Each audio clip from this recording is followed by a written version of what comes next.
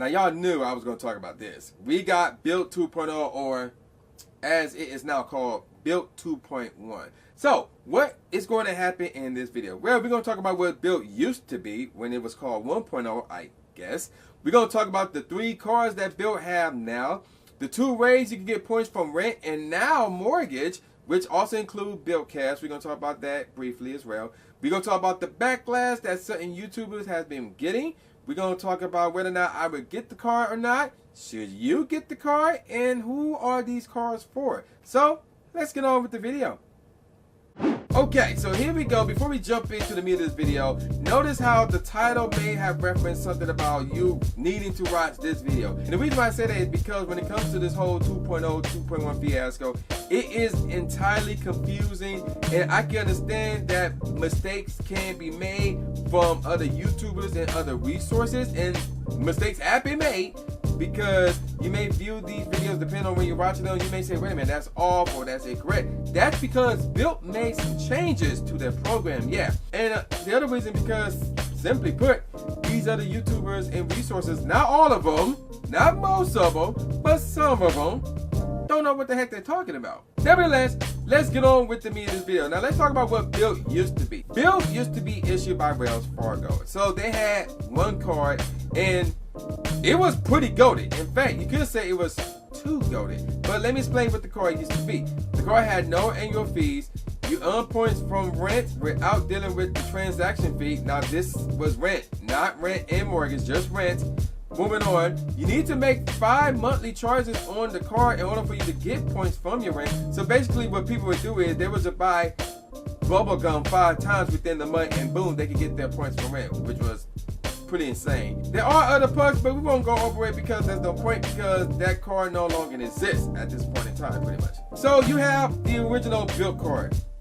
What can you do? You have 2 options. The first option is to do absolutely nothing. If you were to do absolutely nothing, your Bilt card will be replaced with a Wells Fargo autographed Visa card, which is a good card actually. We're gonna do a video about Wells Fargo in the future because they got some interesting stuff going on over there. We need to look at them. Moving on, your old Bilt points will stay within the Bilt ecosystem as your account will remain intact. Now here's one of the things that other resources got wrong.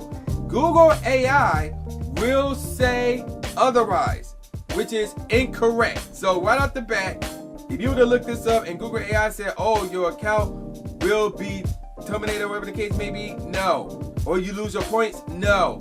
Do not believe that. That is not true. That is entirely false.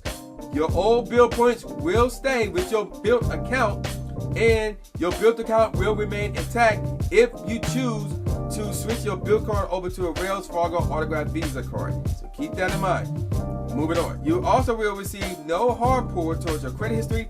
Your credit line and your account history will stay with Wells Fargo. So there you go with that. Now, what if you want to switch over to Bilt 2.1? Now, you got to make that decision by January the 30th. But should you do it?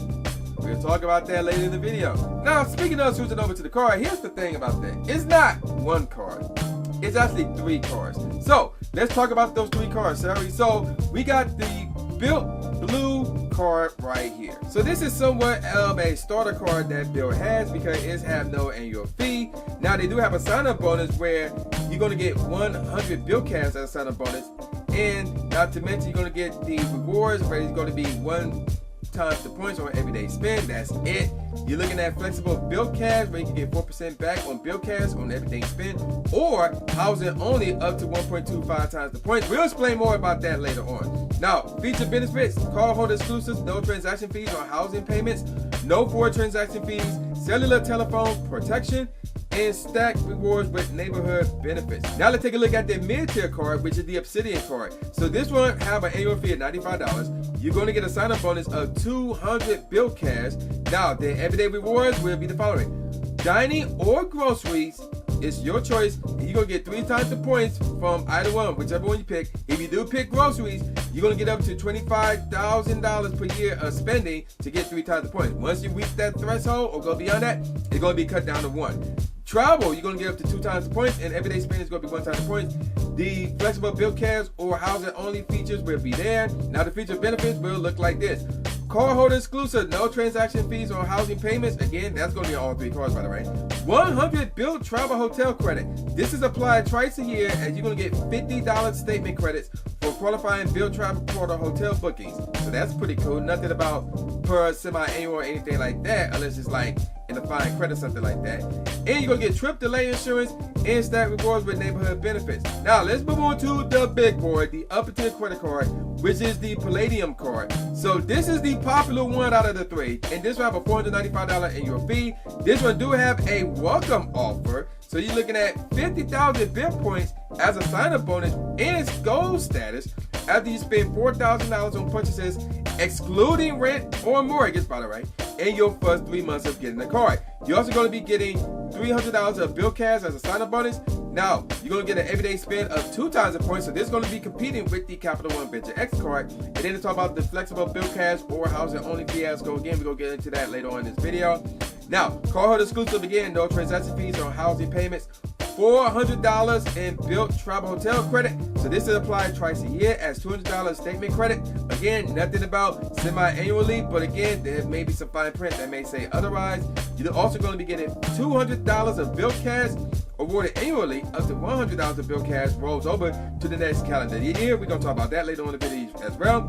You're going to get priority pass. I'm not going to mention how much they claim it worked because that normally is not the case. Now, sticking with the Palladium card, we're going to talk about some other things that they do offer. So, for example, they do offer secondary card rental coverage, which is bad.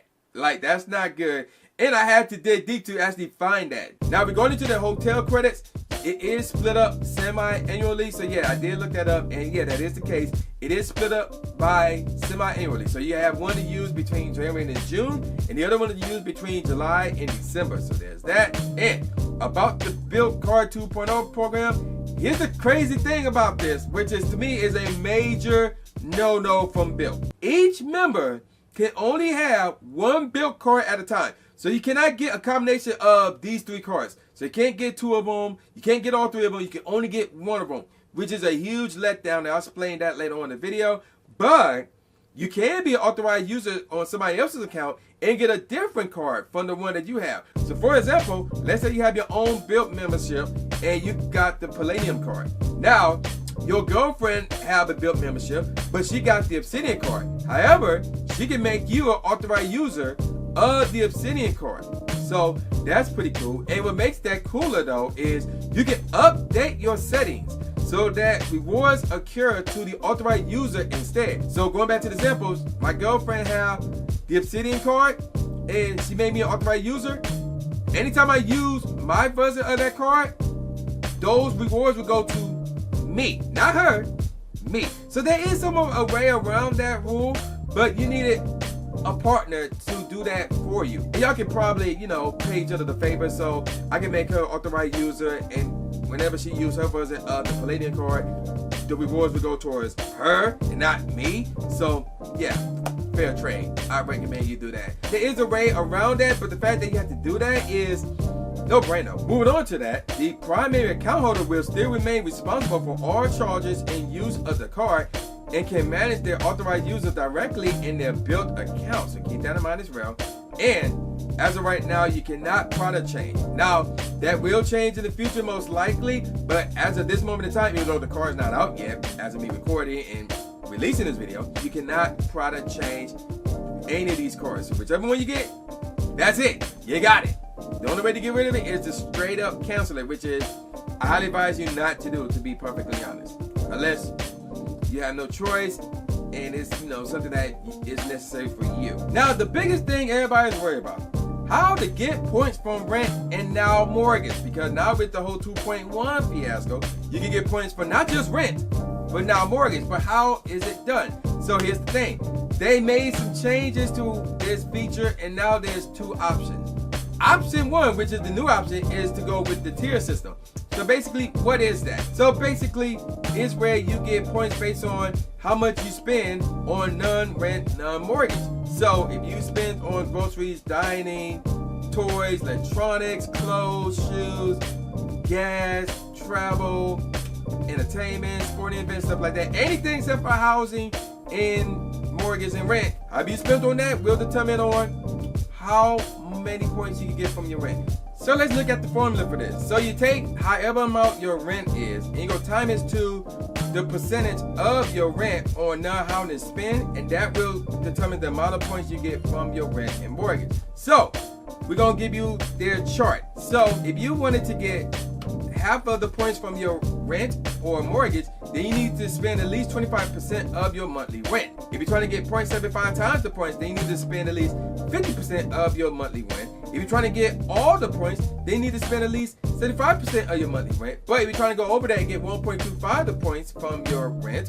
or mortgage, then you need to spend the same amount or more as your monthly rent. So let me give you an example. Let's say you have a rent that costs $2,000. So going with the chart, if you were to spend $500 of non-housing spending, you're going to get 0.5 times the points, which means you're going to get 1,000 points. Now, if you were to spend $1,000, now you're looking at 0.75 times the points, which would be 1,500 points. Now, if you were to spend $1,500 on stuff that is not your rent or mortgage, now you're going to get the full amount of points as your rent, which is 2,000 points. Now, if you were to go over that and spend $2,000 on stuff that isn't rent related, now you're looking at 1.25 times the points, so that's going to be 2,500 points. So hopefully that all makes sense for you guys. Now let's talk about the second option, which was the only option when this whole thing got introduced, and that is with Bilt Cash. Remember, you will earn 4% back in Bilt Cash on everyday purchases in addition to base points.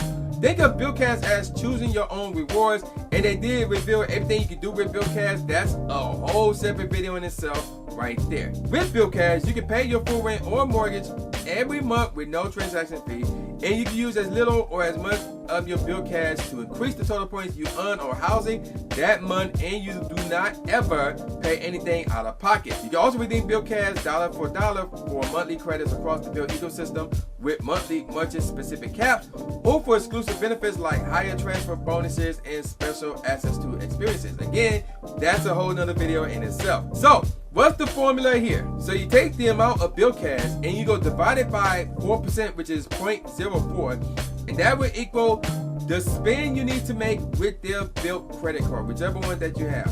So an example for that would be this. So for example, let's say you want 30 Bilt Cash. So you're going to take 30 Bilt Cash divided by 4%, which would be 0.04.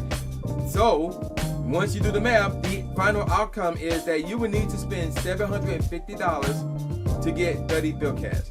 Now, obviously, if you wanted 60 Bilt Cash, you got to spend double that, which is $150, and then you go up from there by another $750 if you want 90 Bilt Cash. So you can use that to cover however amount you pay for rent to get the certain amount of points that you can get from your rent or mortgage. Now, by the way, you cannot mix and match these two options within the same month. You can switch after the previous month ends, but you cannot mix and match the two within the same month. So it's either one or the other, by the way. Now, here's some interesting note regarding this whole rent situation. Why can't you use your credit line for rent and mortgage payments? So this was something that was discovered on newsrooms.biltrewards.com/Bilt Card updates. Here's a quote. Over the past year, we expanded Bilt to support mortgage payments while making sure members never wanted to credit line issues from using it on housing.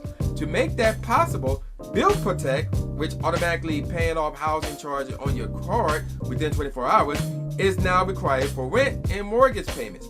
This also ensures you will never unintentionally accrue interest on housing payments. So this was from their support page. The link to all this stuff will be in the description box below, by the way. So here's what they say about that. Rent and mortgage payments made with your Bilt card are pulled directly from your linked bank account and do not use your credit line. This means your credit line stays available for everyday purchases. Simply link your bank account in your Bilt account, and your rent or mortgage payments will be debited from there while you're still on rewards on those payments. So instead of you using your credit card to pay off your rent or mortgage, then you have like another month or so to pay that card off.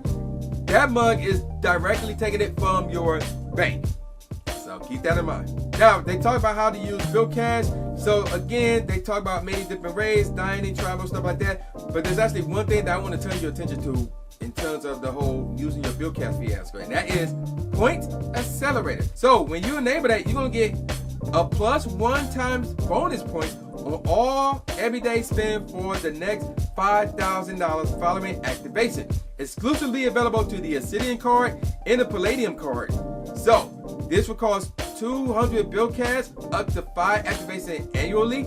Up to 5 activation annually. Expires at the $5,000 everyday spend or calendar year end. Now, if you have the Obsidian card, you're gonna get 4 times the points on dining or groceries. Again, up to $25,000 on groceries. Keep that in mind, whichever one you pick. 3 times the travel and 2 times the points on everyday spend. And if you have the Palladium card, you're going to get 3 times the points on everything else. So everything is added by +1. Now, another thing that I want to pay your attention to is the fact that there are certain purchases that are excluded from earning points in Bilt Cash. So I got the link again in the description box below. This is their Bilt Card offer terms page. So this is page 3 of that documentation, paragraph 9, the second sentence. I'm not going to read all of it, but I'm going to read the important part right here. The following purchases do not qualify as eligible purchases and do not earn Bilt points or Bilt Cash. Balance transfers, special transfers, cash advances, cash withdrawals, card checks transactions, instant loans, traveler checks, money orders, wire transfers, or similar cash-like transactions, prepaid cards. Okay, so all of those I have no problem with because apparently that's the norm. But here's where things get really, really crazy. Gift cards, person-to-person payments such as Venmo, PayPal, Cash App, or Zelle. Okay, that one I may not be tripping about. But moving on to the other one that I'm actually tripping out about. Tax payments, except for property taxes included as Bilt housing payments. Now, there's more to that, but the 2 things that really blew me away was tax payments and gift cards. And I'm like, what? So you can't earn points from those 2 things? Me personally, I'm not saying that. No, actually not thinking about it. I think I do know one person that do use a credit card to pay off their taxes. And obviously other YouTubers have admitted that they use credit cards to pay off their taxes. But you can't do that with Bilt? That's another issue. That's another issue if I do say so myself. And I just want to point out that this document was created on January the 21st. So this was a few days after the whole Bilt 2.0 fiasco wasn't out. So this was not revealed on the same day or a day or 2 after. This was revealed close to a week after. So another addition that they just made right out the blue, more or less. Now, let's talk about the backlash. So there were some content creators who got the personal invite to show up to the Bilt event that happened on that Wednesday. So they were there Tuesday, so they knew everything in advance, what was going on with Bilt 2.0 on Tuesday. And of course they can review notes and do their videos, their initial thoughts and things of that nature on Wednesday when it would be revealed for a ride. Not only did people not like 2.0, but they were calling content creators shells for saying, oh, this is great, y'all need to jump for this and all that stuff. So here's my thing about that. Well, I'm not going to agree whether or not you should get this card, or I'm not going to side with the YouTubers, but to basically go at them like that is not productive. It accomplished nothing. Basically, what you guys should do is just say, oh, I don't like the card, I don't like this setup, I'm not getting the Bilt 2.0, and leave it at that. Don't be bashing people. Like, it just makes no sense. It achieves nothing, and it just makes y'all look childish and foolish. So be grown up about it. Debate it in terms of why you don't like this setup, why you don't like the cards, and leave it at that. Leave it at that. Now let's get back to the topic at hand. Will I get a Bilt card? No, I will not be getting a Bilt card because, and I'll explain why later on in the video. I'm not going to explain right now, but I'm going to explain later on in the video. Now, let's talk about the Bilt cards. Who are they for? And it's for people who do a lot of non-housing payments. So this is going to be families. Families are people who are really, really rich. So that's who I think are perfect for these cards. Now, should you get a card? It depends. How much is your rent or mortgage? What's your non-housing spending like? And what's your current credit card setup like? Those 3 things will determine whether or not you should get this card. Now, if you have a low rent or mortgage and you do a lot of non-housing spending, then yeah, get the card. Get one of those 3 cards. So there's that. And if you don't have a lot of credit cards on you, then yeah, this one might be perfect for you.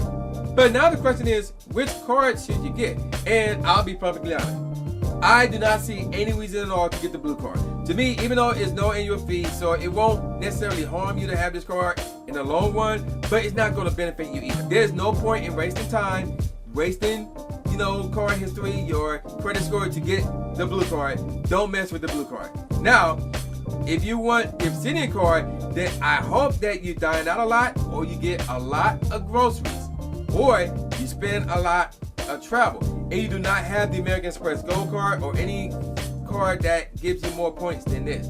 So granted, the only card that I can think of off the top of my head anyway, even though there are other cards out there, but the only card I can think of off the top of my head that give you more points on dining and groceries is the American Express Gold card. Granted, it have a much higher annual fee, but that card is good, better than what you have here, because you can get 4 times the points on both groceries and dining. And yes, there is a cap, but the cap is much higher than it is on the Obsidian card. So the only good thing about the Obsidian card is the fact that they have a much lower annual fee, but at the same time, there is the Capital One Saber that have no annual fee. You still get 3 times the points on dining out and groceries, and there's no cap. So there's that. And remember, such correct, I believe you get either 3 or 5 times the points on travel. Right here, you only gonna get 2 times the points. So the Capital One Saber card kind of got this card beat as well. But again, you can still earn points for rent with that card as well.